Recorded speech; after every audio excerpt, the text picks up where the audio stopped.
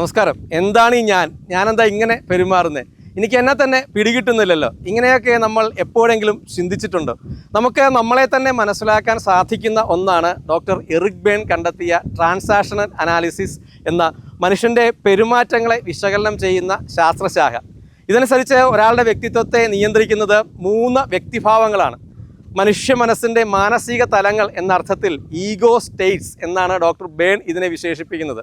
Christian മതത്തിൽ പിതാവ്, പുത്രൻ, പരിശുദ്ധാത്മാവ് എന്ന് പറയുന്നത് പോലെയും ഹിന്ദു മതത്തിൽ ബ്രഹ്മാവ്, വിഷ്ണു, മഹേശ്വരൻ എന്ന് പറയുന്നത് പോലെയുമേയുള്ളൂ ഇത്. പിതൃഭാവം അഥവാ പേരൻ്റ് ഈഗോ സ്റ്റേറ്റ്, പക്വഭാവം അഥവാ അഡൾട്ട് ഈഗോ സ്റ്റേറ്റ്, ശിശുഭാവം അഥവാ ചൈൽഡ് ഈഗോ സ്റ്റേറ്റ് എന്നിവയാണ് നമ്മുടെ വ്യക്തിത്വത്തിലെ 3 ആളുകൾ.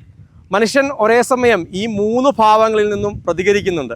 ഇത് മനസ്സിലാക്കിയാൽ കുറച്ചുകൂടെ പക്വതയോടെ നമ്മുടെ സ്വഭാവത്തെ മാറ്റാൻ നമുക്ക് സാധിക്കും.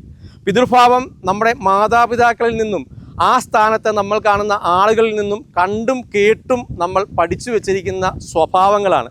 സിനിമയും നവമാധ്യമങ്ങളുമെല്ലാം പിതൃസ്ഥാനത്താണ് വരുന്നത്. ഇതുകൊണ്ടാണ് ഇവയ്ക്ക് നമ്മുടെ സ്വഭാവത്തെ സ്വാധീനിക്കാൻ ശേഷിയുണ്ടെന്ന് പറയുന്നത്. നമ്മുടെ ബാല്യകാലത്തെ ജീവിതാനുഭവങ്ങളാണ് ശിശുഭാവം. ഏതാണ്ട് 5ഓ 6ഓ വയസ്സുവരെയുള്ള ജീവിതാനുഭവങ്ങളാണ് ശിശുഭാവത്തെ നിയന്ത്രിക്കുന്നത്.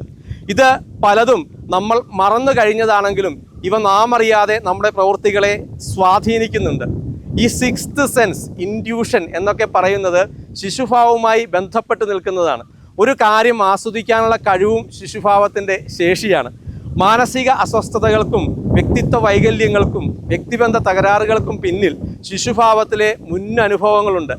സ്വഭാവത്തിൽ ഒരു ഇരുത്തം വന്നതിനെയാണ് പക്വഭാവം എന്ന് പറയുന്നത്. നമ്മൾ വളരുന്നതോടെ യാഥാർത്ഥ്യബോധവും ചിന്താശേഷിയും വിവേചനാശക്തിയും ഉപയോഗിച്ച് നമ്മൾ വളർത്തിയെടുക്കുന്ന ഒന്നാണ് ഈ ഭാവം. സ്ഥലകാലബോധം ഇതിൻ്റെ പ്രത്യേകതയാണ്. പക്വഭാവത്തിലാണ് യാഥാർത്ഥ്യബോധമുള്ളത്.